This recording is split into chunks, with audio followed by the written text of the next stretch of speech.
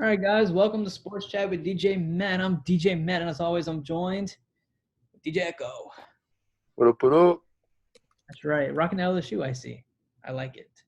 I'm wearing red for Nichols. You know, we gotta represent Nichols as well. Nichols and LSU. Let's go. Yeah.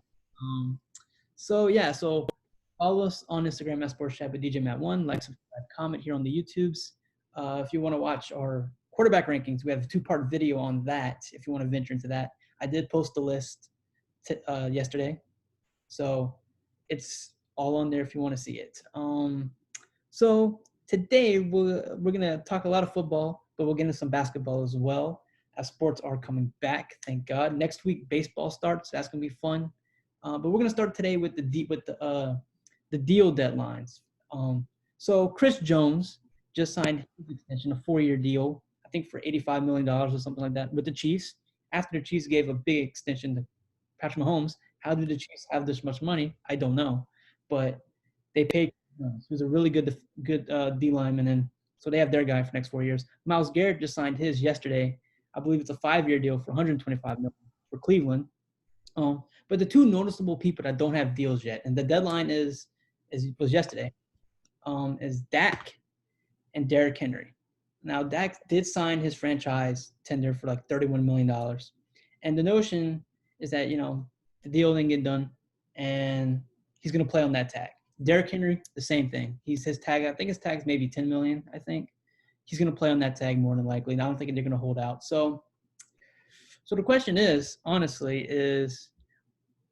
we've been talking about this with Dak and him not getting paid. I just don't know what the Cowboys are really doing with their quarterback situation, especially after bringing in Andy Dalton, which I thought Andy Dalton was brought in basically just in case Dak was going to hold out, and you have Andy Dalton back on. But Dak signed his tender; he can't hold out anymore. He's going to play. So I just don't know what Dallas is really thinking right now.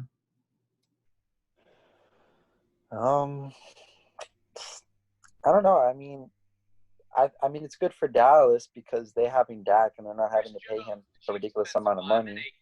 So I don't think that they're complaining. In terms of Dak, he's the one who signed the franchise tag. He's the one who agreed to let them tag him. So I don't know if Dak is worried about getting his money this year or if he's trying to get it for next year. But like I said last week, and I'll say it again, for me, if I was a executive and responsible of giving Dak Prescott his money this year, would be very important in deciding whether or not I give him that money. Right. With Derrick Henry is a little different because unlike Dak Prescott, Derrick Henry is the Tennessee Titans offense. I mean, let's get real here. I mean, Dak Prescott is important to that offense, but if you take off Derrick Henry from the Titans, they're not much. So I understand why they're not paying him because a lot of running backs have shown that whenever you pay them, usually they don't pan out. And the age for running backs, I think, is like the lowest in the league, like in terms of how long these people are in their prime. These, especially for a guy like Derrick Henry, who's a power back and not an elusive back. But I still think that the Tennessee Titans should pay Derrick Henry because I think he'd be worth every penny of what they would pay him, especially for a team like them, where he means pretty much everything to them. Yeah. Well, the thing is, like, they paid Ryan Tannehill before they paid Derrick Henry, which to me that makes no sense. I understand the quarterback is the most important position on the field, but in the Titans situation, Derrick Henry is their most important player. Because, that's the reason why they had that playoff run. And I love Ryan Tannehill. I really do. I like him a lot. He's not a bad quarterback. He's really good. I'm glad he got paid to stay with the Titans. I think the Titans suit him well. But I would have paid Derrick Henry first and then take care of Ryan Tannehill. I think that would have been more fair. And Ryan Tannehill said, I don't know when he said it, but he said, like, Derrick Henry needs to be paid. Like, he's vouching for Derrick Henry to be paid. But if I'm Ryan Tannehill, I say, you're not going to sign me until you sign Derrick Henry. That's just me. But with Dak, it's a business decision, but yeah. Yeah. But I think with Dak, the Dak's in a weird position too. It's like, because if Dallas is not going to pay him what he wants, another team will. I fully believe that. Like, if he has another good season this upcoming season, he hits free agency, I really believe some team is going to pay him what he wants. because he's really good. Like I mean, so if I'm Dallas, you have a guy in Dak Prescott where he might not be a Mahomes or a Lamar Jackson or Deshaun Watson, maybe close, but still debatable. Carson Wentz, people can debate them two all the time. But he's still a top 10 quarterback in the league. I mean, you don't want to let that guy slip away. Especially, and I like Andy Dalton, but Dak Prescott's better than Andy Dalton. So if I'm Dallas, I'm going to lock him up. And you already paid everyone else. You have Zeke, you have Amari, you have this team set for the next 4 or 5 years if you want it. I don't know why Dallas just doesn't do it, pull the trigger. You know what I'm saying? So for Dak, stay in Dallas, he's going to have a real like the year he had last year, except get some more wins. But I blame Jason Garrett for them not winning. I don't blame Dak. I don't blame anybody. I don't blame any of the players. I blame the coaching, really, for their incompetency last season. I really do. It's one of those situations where it's so clear that the coach was the problem and everyone else was just, doing the best they could. I don't hold that against Dak. I don't hold the losses. I don't hold that against Dak. Like he was, if they would have had a better record, he'd been an MVP candidate because he had the numbers to be one. So, yeah. So the defenders are getting paid. The offensive players are having some trouble. I was watching Colin Cowherd actually earlier today, talking about the Myles Garrett deal, and he was talking about the Jets and the Browns, and he was saying like the Browns are paying $10 million or more to like 10 players. The Jets they're only paying 2 players over $10 million, and yet they still can't afford Jamal Adams, but yet but the Browns can afford. So he's wondering like where's all the money going? Like you have you know what I'm saying? How can the Browns, the salary cap can't be that big of a difference. So the fact that the Jets can't pay Jamal Adams is kind of funny. I'm like, that's really dumb. Now I'm thinking about it. The fact that they're not going to pay him. Well, it's also all in how they space out when the money gets handed out. Because, for instance, like Patrick, like let's say I sign a deal which is 5 years and it's $120 million. Let's just say. But like for the next 2 years, my team doesn't necessarily have a lot of cap space. So I could be taking a pay cut for those 2 years, and then the money is more heavily on those 3 years. So maybe right now, I don't know, maybe they just don't have a lot of cap space. And on top of that, I mean, it seems like Jamal Adams wants out of New York anyway. Like I wouldn't want to be doing deals with a guy who wants out. It has been as vocal as Jamal Adams is. Well, he only wants out because they're not going to pay him. I know Jamal Adams wants to win. But the crux of it is that they're not willing to pay him for what he thinks he's worth. So he wants out. It's like, you're not going to pay me. I guess Jamal Adams kind of sees the point the way Colin Cowherd sees the point. It's like he sees all these other players and teams getting paid. The Jets don't have that many players that they really need to pay. Like, they're not paying them they're not overpaid. Like, where's the money? Why can't I get paid? I'm the best player on this team, arguably. Why can't I get paid from you guys? I see it. Also, it's like it all depends on what each team is worth, and how much money they have that they can shell out. And I mean, I'm not saying that the Jets are like a terrible franchise, but I mean, let's be honest. Like, when was the last time they did like Mark Sanchez? Butt fumble. But no, I mean, to be fair, Mark Sanchez did take them to an AFC Championship game. Mark Sanchez is actually like Jay Cutler, Mark Sanchez, and I'll say Tim Tebow as well. I'll put him in that category. Like quarterbacks that, I think people really underrated, honestly. Like, Mark Sanchez was really good when he was with the Jets. After the Jets, he wasn't the same. Jay Cutler with the Bears was pretty decent. Like, he wasn't bad at all. But when he moved to Miami was in a pretty bad spot when he got there. The quarterback position was in flux over there. Didn't have all the big weapons that. But Jay Cutler with the Bears was pretty good. I mean, another thing, too. Remember Matt Schaub in Houston? Matt Schaub was really good in Houston, by the way. I don't know if anybody remembers Matt Schaub, but he was pretty good.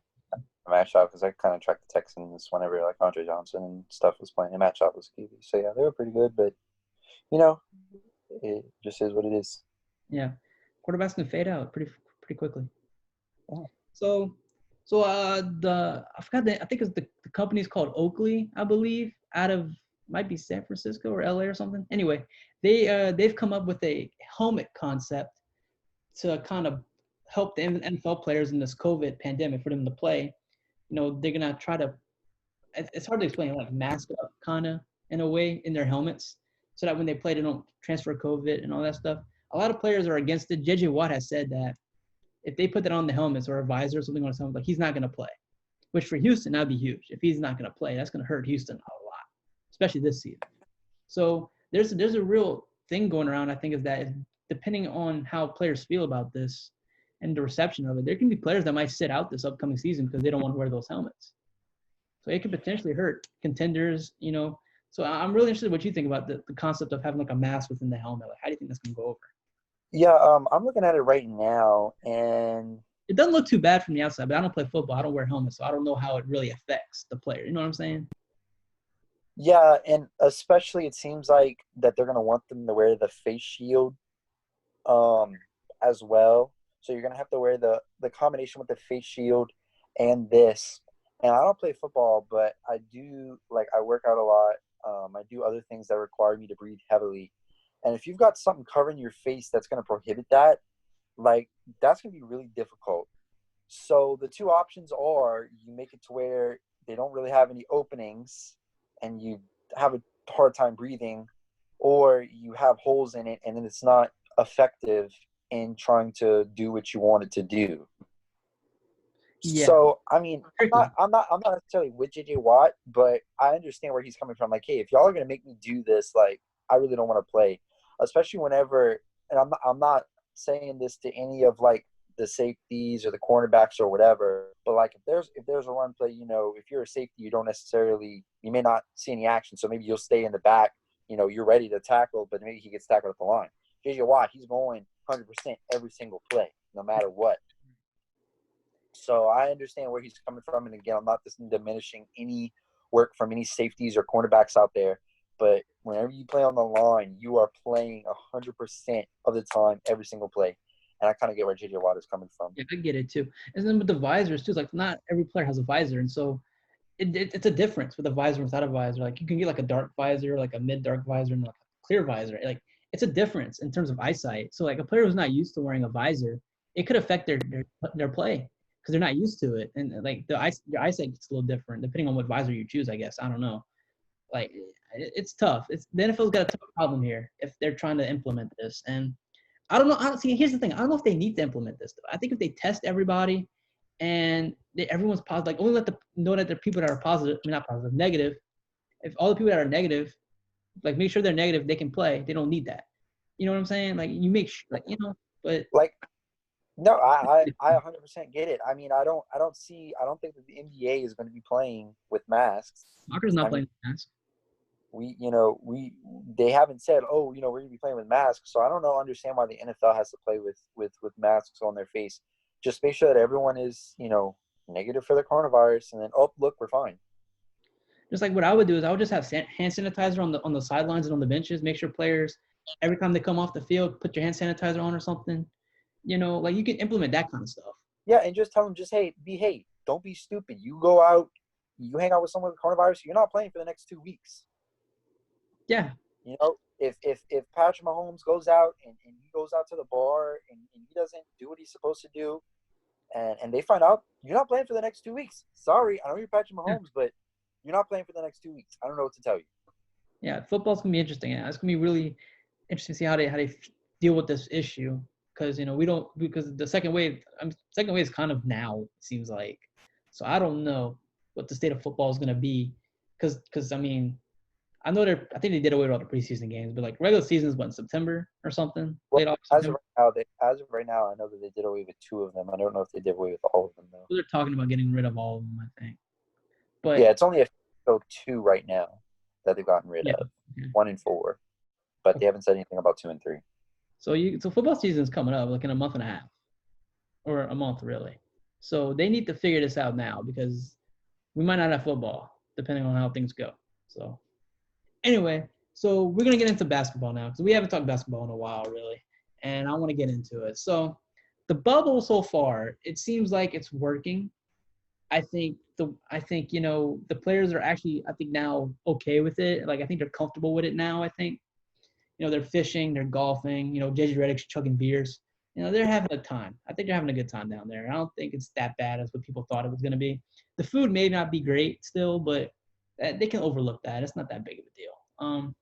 But one idiot, I don't know who this guy is, but one idiot, I think he's from I don't know what team he's for, but he went out of the bubble to get food or something, and he came back in the bubble, and now he's quarantined for 10 days. I'm like, you idiot! Why you left the bubble? That's the kind Yeah, of idiot that's going to shut this thing down. That's the kind of idiot that's going to ruin yeah. it. Well, what happened is Kelly Oubre had tweeted out that, hey guys, you can just get Postmates. You know, they deliver. You just got to go and get it. And then the guy who played for the I forget, it might have been the Kings or something. I don't remember. I don't remember the team. I don't remember the player. But he went out, got Postmates, and now he's quarantining. Though it does seem like they're being really strict. Like I understand that they have to be, but like it seems like if you leave the bubble, come back, it's like, oh, we got quarantine for like 2 weeks now. And like by reports, the snitch hotline, whatever, has been used multiple times so far. Yeah. And everyone's thinking it's Chris Paul, but that's funny. No, I saw something today. It was a thing about Jimmy Butler where it's like somebody in the Heat hotel complained about like a thumping noise, and it turned out it was just Jimmy Butler dribbling a basketball in his room or something. Like no days off. no days off. So I thought that was kind of funny. Yeah, but yeah, that's why they're there. I mean, yeah, they are at Disney World, but they're there to play basketball. And I agree. You know, I think every waking moment that they're not eating or resting should be spent practicing and playing basketball, because some of them hadn't played since, you know, months. Some of them. Some of them got goals and stuff in practice, but other people, you know, they didn't have that luxury. Yeah. So Russell Westbrook had COVID, so he didn't go join the team. But James Harden just recently got to Orlando. Nikola Jokic, I think, was in Croatia or Lithuania or something like that. He had COVID or something, and now he's in the bubble now, so he's there. So here's what I'm getting into, because everyone's saying the Rockets could be a dark horse to maybe win the whole thing. I don't agree, because here's the deal: the way the Rockets play, I don't think you can win a championship. And the roster they don't have like a big man. So who's gonna guard AD? Who's gonna guard LeBron? Who's gonna guard Nikola Jokic? Who's gonna guard Porzingis? Who's gonna guard Zion? Who's gonna guard Derek Favors? Like who's exactly, yeah. And they don't especially to begin with, so especially playoff Harden has proved that, like, whenever you play like that, whenever you have a team like that, you need Harden and Westbrook to go off every single game. And both of them, I mean, especially Harden, both of them have proved that that's not going to happen. Not all the time, at least. Yeah. Like Westbrook can 40, but not consistently, and he's not a good shooter. Yeah, I could honestly see the Rockets being bumped in the first round. Like, honestly.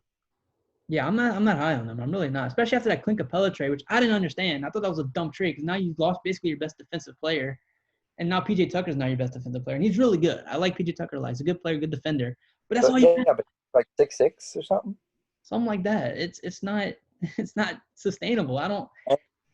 And if you're trying to go up against a team who has both AD and LeBron, or like you said, Nikola Jokic, or Kristaps Porzingis, or even if you have to go against Zion, I'm sorry, buddy, but they're about to go off every single night. Like, I don't know what to tell you. Like, I'm not doubting that James Harden and Russ can't play well in the playoffs and put up 40 points a game and Russ get the triple doubles. But the thing is, if you don't play defense, it's not going to mean nothing. The problem is the Rockets don't play defense. And teams like the Clippers, who are a good defensive team, one of the best defensive teams in the league, they can shut one of them down. Like Kawhi, shut down Giannis. So Kawhi can definitely shut down James Harden or Russ. And so can Paul George. Paul George played with Russ. I'm pretty sure he knows how to shut him down. Yeah. So the Rockets don't have the roster to do it. They're one piece away. They need a center. If they had like a Rudy Gobert type guy in there, okay, I'll give him a shot. But they don't. They traded him away. They traded Clint Capella away. I don't see how they may win. I don't think they're going to bounce in the first round. I think that might be second round. Yeah, I can see second round. But I just don't see it. I don't see why everyone's so high on the Rockets and why they have been the last couple of seasons. They don't play defense. You can't win like that. And it's like that. Like it's like the Warriors. They have, similar to the Rockets, they have two guards, right? You have Klay and Steph that can do really well, put up 40 points. Each of them can. But the difference is they play defense and they have ball movement. The Rockets have neither of that. That's why the Warriors were so good, because they move the ball and they play defense. The Rockets don't do that, so they can't win. Yeah. And so the Lakers, so they don't have Avery Bradley. He opted out. Rajon Rondo just got hurt. He's out for like 6 to 8 weeks. So he might be back for maybe, if they make the finals, he might be back for that. So they're without two key role players. So I don't really see the Lakers. I see the Lakers maybe going to the finals, but they're not winning. I don't see the Lakers winning. I don't. I just don't. I mean, I kind of agree, but I mean, again, I wouldn't be surprised if they did win. Yeah, same. Honestly, right now, and it sucks, but honestly, the only three teams that I see winning right now is Bucks, Clippers, Lakers. Like those are the only teams that I can see winning. Of course, there are some dark horse teams like the Heat. I'm sure the Nuggets could surprise a lot of people. Houston and Even Toronto can be yeah, they could be but yeah, it's those three teams, hands down. No question about it.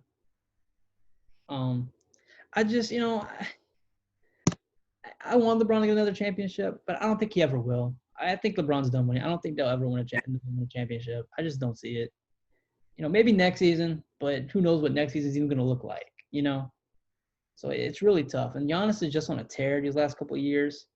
Giannis is probably the best player in basketball, if not. I mean, I just think he's the guy now. Um, so that's tough for the Lakers. But I see the Clippers. I think the Clippers can definitely win.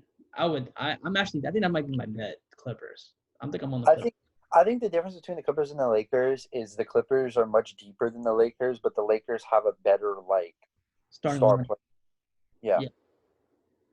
But the thing is, so the Clippers have already beaten the Lakers like 2 or 3 times already, with everyone healthy. So and the Clippers, like I said, best defensive team already in the league. Kawhi shut down Giannis in last year's playoff. So I bet you if they make the finals, Clippers and Bucks, Kawhi can shut down Giannis. And I think the Clippers can definitely win that series. Yeah. So that'd be an exciting series actually. It'd be kind of cool, Clippers and Bucks. I'd like that matchup actually a lot.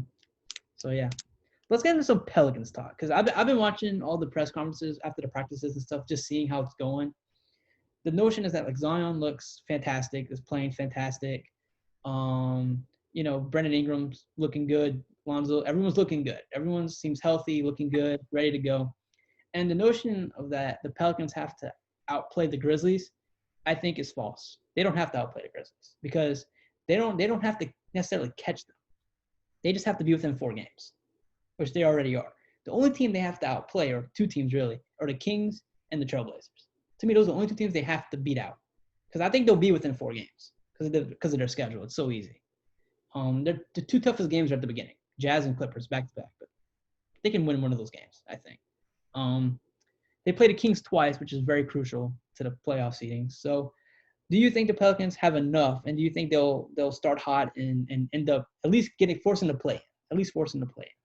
Yeah, definitely. Especially with Zion, if he plays even if he was just playing like he was before the break, which he could probably be playing better, but even if he just plays like that, I think they'll be fine. I think the good thing about the Pelicans, especially with a team like the Bucks, they're kind of similar is because they know who the team is built around. Like it's Giannis with the Bucks and Zion with the Pelicans. It's very obvious whose team it is. Mm-hmm. With other teams, you can kind of point to a couple different people, but like with these teams, it's very obvious who it is. So everything complements Zion. Lonzo is there to complement Zion. Brandon Ingram is there just in case, as a backup.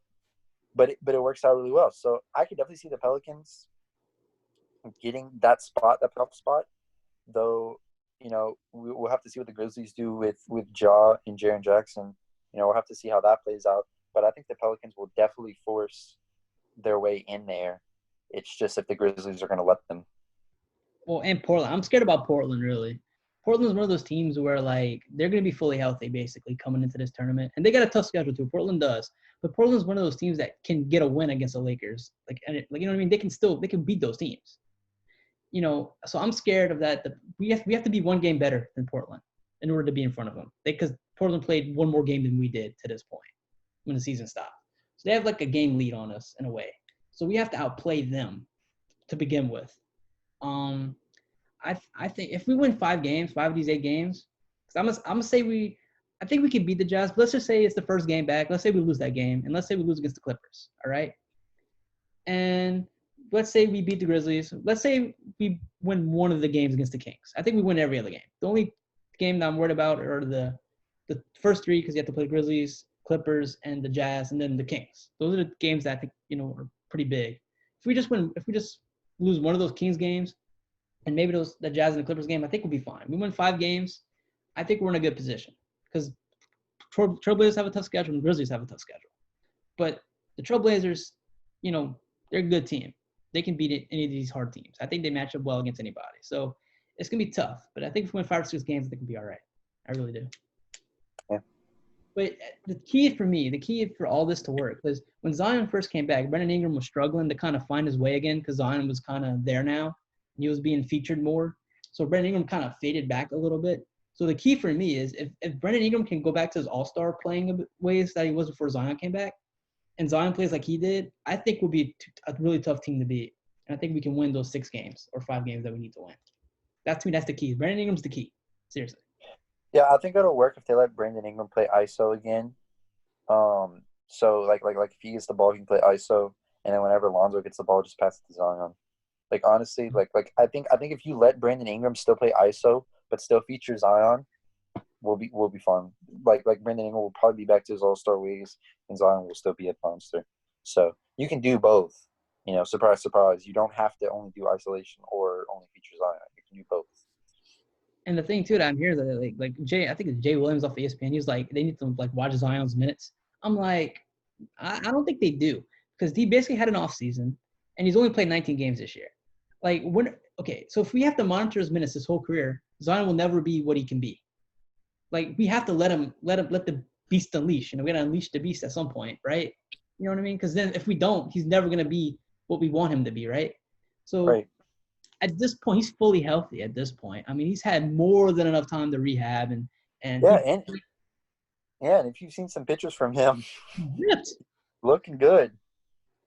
Yeah, and I mean, they say he got on the court every day during quarantine with his stepfather, and he's been working on his shot. Which I mean, his shot to begin with, his jump shot's not great to begin with, but he can make a shot. So if he worked on that, Yeah, I mean, just look at his first game in the NBA. That was I'll tell you that game. I still watch those highlights from that game. That game, I don't know. That to me, like that was the loudest I've ever heard a Pelicans crowd, and I was just watching through the TV. Like that was like the most hype they've ever been. Yeah, that's crazy. Like how quickly, cause like AD announces wants to be out, and everyone's like down. Like, oh, Pelicans suck now. We're never gonna be anything. We get Zion, 360. Like so we got lucky in that department. So I think the Pelicans are gonna be really good. And listen, if they don't make it, you know what? I'm cool with it because I said at the beginning, as long as they're close to the playoffs, I'm happy. Because with all the injuries and stuff, you know what? To me, the season's a success already. If we're in this position now, it's a success. Yeah. That's the way I look at it. And you work on next year, which you can pretty much have everyone back next year. They're gonna give Brandon Ingram a max contract. They'd be dumb not to. If they don't, they're stupid. They're gonna keep Lonzo at least. I hope we keep Drew around. I really want Drew to stay here. Man, I really do. I want Drew to win a championship because I think I was talking to Leo the other day, and we were just talking about the Pelicans, and I was like, what are the chances whether they win a championship or not? What are the odds that they retire Drew's number? Because I'm on the notion that they should retire Drew's number. Honestly, I'm there. Like Drew to me is like the best player we've ever had in terms of loyalty and like he did everything for this team. Like I think Drew's number should be retired. That's just me. Yeah, I could see it. I think definitely if he retired with the Pelicans, which I think then we would retire the number. Yeah, I'm with you right there. Yeah, because Drew is he's so underrated too, which is crazy. Like he's like one of the best defenders in the game, can score almost at will. Like on this team, we have Zion can score 20, Brandon Ingram can score 20, Drew can score 20. And another thing is all 3 guys can play defense. So that's that's a great combo right there. Like I just love this way this team is made up. I think we're one piece away. I love Favors, but I don't know. I think we just need like another dynamic scorer in terms of like center maybe because Favors is there basically for defense, not so much for scoring. Yeah. Good, but and I love Favors. He's good. But I think we're one piece away, honestly. I really do. Like we're there.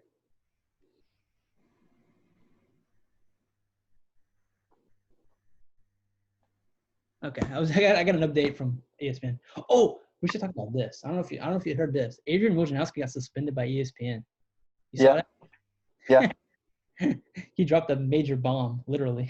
For being honest, rightfully so. I mean, you shouldn't be going around doing that. But Right. I just thought it was funny. I was like, I didn't think it was real at first that he sent that. I thought that was a joke. But yeah, like, well, I saw that he got dropped, and I saw a bunch of people were like, "Oh, free Woj and stuff." I was like, "There's no way! Like, there's no way that ESPN would drop Woj." And then I saw that they did. I was like, "Oh my god!" And I read into it. I was like, "Oh no, yeah, I would have made the same decision." well, they suspended. It was suspended for like a week or two, which is fair. I mean, you gotta suspend them. You can't be above the law in a way, you know.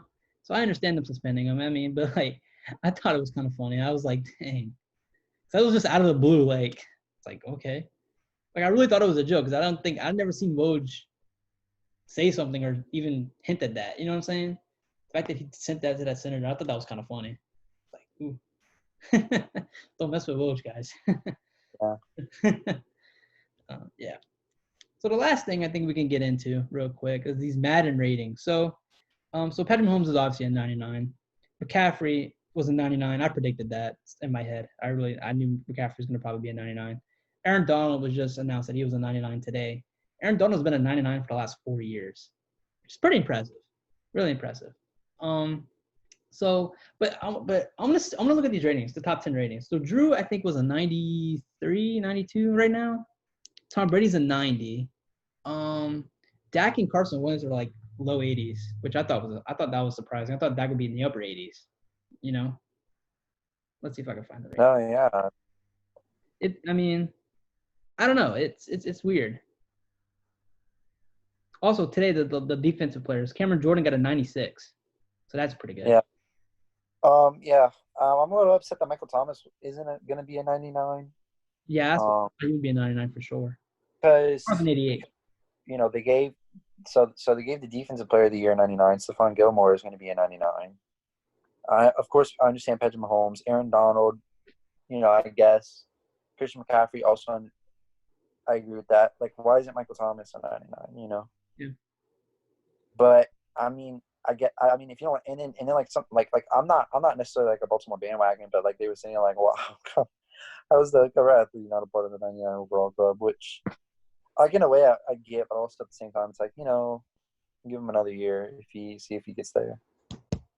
Yeah, but I mean, Matt Ryan. I'm looking at the top 10 quarterbacks right now. Matt Ryan's an 87. He's over Deshaun Watson, Dak, and Carson Wentz. I'd say you move everyone up and move Matt Ryan down to 84, where Carson Wentz is at. Yeah, especially than Matt Ryan. Yeah, especially since Deshaun Watson is below Matt Ryan, and I think it's kind of weird that they put Aaron Rodgers below Tom Brady. Yeah, like that. That's weird. And this is the only other thing. Lamar Jackson at 94 overall, I think, is way too low. Like, if you don't want to put him at 99, fine, but I would say put him more at 97, like where Russell Wilson. Or even if you want to put him at 96, but having him at 94 is like, wow. Look, Drew Brees is a 93. I think that's fair. I'm not going to complain about that, to be honest. That's pretty fair. I'm not going to push back on that. But I think Dak should be higher. I think Watson should be higher. Wentz is good at 84. I think Wentz is. I mean, maybe you could say 6, maybe, but 84 is fine. The running back is also very low. Like after Christian McCaffrey, I think that the next closest person is like an either 93 or 92. Derrick Henry at a 93. Yeah, so he should be a 96 or 97. Saquon's the 91. I thought Saquon should be higher. Zeke should be higher. Like Nick Chubb should be lower, actually, in my opinion. Dalvin Cook should be higher. Alvin Kamara should be in the 90s. He should be. Aaron Jones is not. And Joe Mixon's over at Alvin Kamara. That's dumb. And Josh Jacobs is saying, yeah, Kamara should be like, should be like number 92 or something. Yeah, these ratings are really just, I think, are just made to piss people off. I'm looking at all the position groups so far that they released. The defenders have the most like 90s. Like top 10 are all in the 90s compared to other positions. Like J.J. Watt's 98, Khalil Mack's 97, Von Miller's 97, Fletcher Cox is a 96, Cameron Jordan 96, Chandler Jones is a 95, Calais Campbell is a 95, Myles Garrett's 93, and Chris Jones is 92. They're all in the 90s. Well, linemen, in the high 90s. Like I think David Bakhtiari is a high 90. I know Quentin Nelson is a high 90. Ryan Ramczyk is also a high 90. Yeah. The 96 to 98 range. Yeah. So. Yeah. I don't usually care about the Madden ratings too much, but like, I don't know. Sometimes I'm just like, should be higher, should be lower. Well, it is what it is. It is what it is. Yeah. I'm looking at the throw power. So Josh Allen's ratings, like, I think in the high 70s maybe, or the low 80s or something like that. And his throw power is a 99. Higher than Patrick Mahomes. Over Mahomes. And he's not. And they have Jacob Eason, who's a rookie, and Justin Herbert, who's also a rookie, at 7 and 8, at 93, 92 rating in terms of throw power. Guess they're basing that off of combine stuff. I guess, but that's weird though. Like, I don't know. And Joe Flacco's like 9th on that list. What? Some of this stuff I just don't understand. I just don't get it. But if I played Madden, I would play more Ultimate Team than anything. But I play career mode. I don't really. I'm very interested in the career mode for Madden 21 because it's like in the last Madden 20 you get to like play college football, and you get drafted. In this one you get to play like a year of high school football, then you get to 2 years of college football, then you get drafted, and you can change your position. You don't have to be a quarterback. Yeah. Interesting. But I like playing that just to see what happens. That's what I do. I don't really. Yeah. Oh, I gotta tell you, this is like something I don't know if you're gonna care about, but anyway, so I bought MLB The Show 20 recently, and so I'm doing career mode on that, and I got drafted by the Marlins, Marlins are pretty actually crappy. They're not good, but anyway, I was on the Marlins, and I was in the minors actually. They put me to the minors first, and I moved up to get to the roster on the Marlins, and in half a season, I played like 60 games. So like out of 160 games, I've only played 60. I had like 40 something home runs. I had like buku RBIs and like all that stuff. And so I won Rookie of the Year. So the next season, what they do is they sign me to another deal, and I'm a bench player now. I'm like, if I was just Rookie of the Year, how am I not in the starting rotation? That makes no sense to me.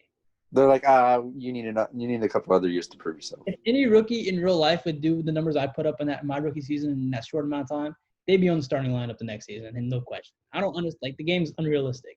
I mean, which is not saying much. It's a game, but come on. That's crazy.